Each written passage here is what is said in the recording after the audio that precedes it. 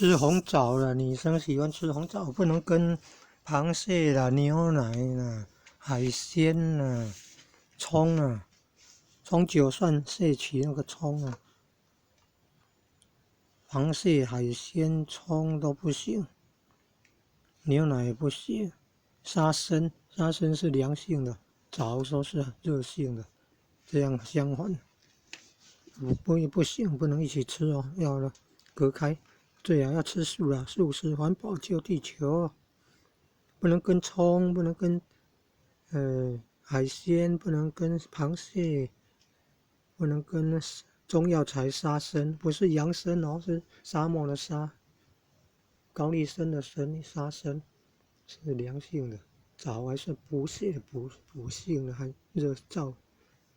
热性的吗？也不能吃太多了，吃太多了体内湿气会重。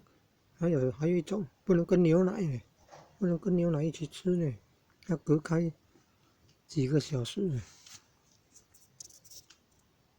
还有豆腐也不能跟葱呢，豆腐也不能跟小葱，小葱是洋葱还是长啊套？不能跟葱啊，豆腐也不能跟葱一起吃呢，要吃素啦，素食环保